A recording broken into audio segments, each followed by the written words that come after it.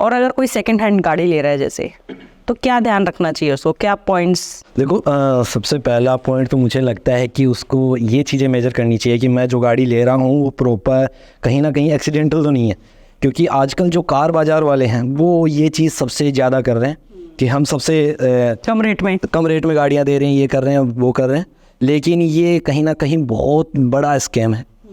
गाड़ियाँ उनकी रिपेंटेड होती हैं मोस्टली, मैंने भी काफ़ी शूट किए हैं, वो मैंने चीज़ें देखी हैं कि उनके मीटर बैक होते हैं, गाड़ी चली हुई होती है 1,00,000 किलोमीटर, उसको दिखाया जाता है 50,000 70,000, ऐसा सीन है। और उसके बाद तो ध्यान कुछ आपको मैं पॉइंट्स बताता हूँ कि किस तरीके से आप देख सकते हैं। मार्केट में मीटर आते हैं जिनको आप गाड़ी पे ऐसे जगह जगह लगा के पेंट की थिकनेस नाप सकते हो। अच्छा। अब जो गाड़ी एजेंसी में जहाँ पे ब्रांड से जो पेंट होके आती है वहाँ पे हर एक पार्ट पे आपको सेम थिकनेस मिलेगी पेंट की, लेकिन यहाँ पे जो आप बाहर से करवाओगे वहाँ पे अलग अलग थिकनेस मिलेगी आपको जगह जगह। तो उससे भी आप एक पता लगा सकते हो कि मेरी गाड़ी रिपेंटेड है कि नहीं है।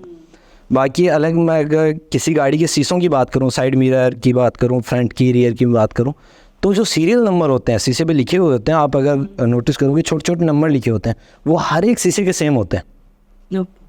तो उससे भी आप पता लगा सकते हो कि मेरी गाड़ी के शीशे कहीं इतना रिप्लेस तो नहीं है। अगर नहीं होंगे तो आपके दरवाजे, आपका फ्रंट रियर बिल्कुल सेफ़ है। और कुछ पॉइंट्स ऐसे होते हैं जहाँ पे आप ये देख सकते हो कि जैसे साइड वाली जो रबर होती है दरवाजे के पास में लगी हुई होती है, उसको आप निकाल के देख सकते हो, वहाँ पे कुछ पॉइंट्स बने होते हैं वेल्डिंग के। तो कंपनी वाले वो अलग ही होते हैं, वहाँ पे ऐसे आपको पॉइंट बिल्कुल ऐसे जैसे हम अंगुली रखेंगे वैसा पॉइंट मिलेगा आपको। और आफ्टर मार्केट अगर आप वो चीज़ करवाने जाओगे तो वो पॉसिबल नहीं है, वो चीज़ नहीं हो पाती है। बाकी आप सेम मीटर में देख सकते हो कि जैसे गाड़ी का जो एनालॉग मीटर होता है, सुई वाला मीटर, उसमें अगर वाइब्रेशन है तो 100% मीटर के साथ कोई इतना कोई छेड़छाड़ हुई है।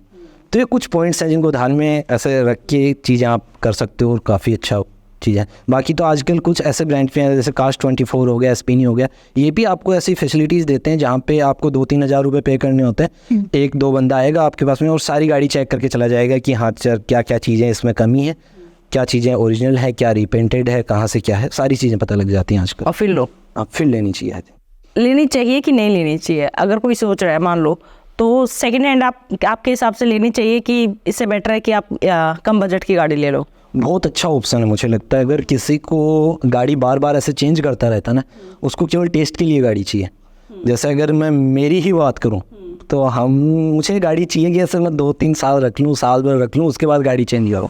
अच्छा। तो उसको सेकंड हैंड पे ही जाना चाहिए, क्योंकि अगर वहीं पे मैं कोई 20 लाख की नई गाड़ी लूँगा, 1 साल बाद में उसको बेचूंगा तो वहाँ पे प्राइस जो लॉस होगा ना वो बहुत बड़ा होगा।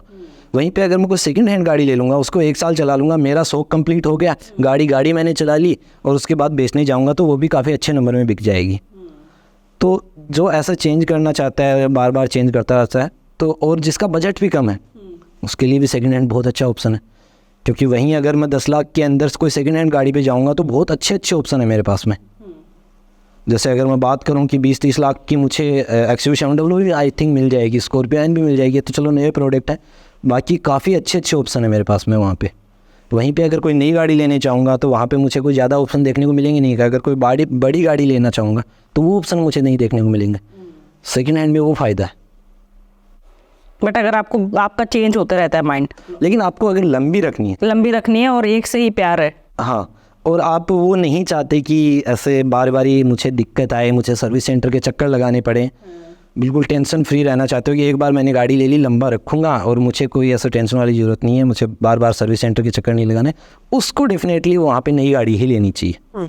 क्योंकि एक बार आपने गाड़ी ले ली, कम से कम 2-3 साल का तो ऐसे हो जाएगा कि अब कोई टेंशन वाली चीज़ नहीं है।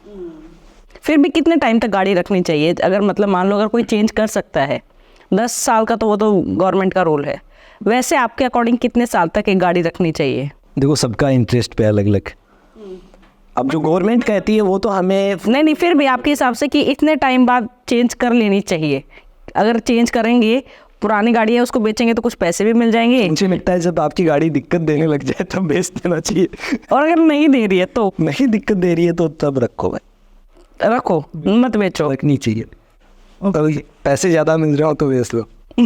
और लगाओ तो लगाओ हो तो वहाँ पे अलग केस बन जाता है, वहाँ पे तो गाड़ियाँ रखते हैं। उसके बाद तो अगर गवर्नमेंट के भी रूल हैं कि 10 साल बाद आप गाड़ी नहीं रख सकते, तो कुछ लोग रखते हैं कि मैं मेरे गैराज में खड़ी रखूँगा, नहीं बेचूँगा। लेकिन वहाँ पे भी आजकल होने लग गया है कि गवर्नमेंट वहाँ से भी उठा के लेके जाने लग गई है।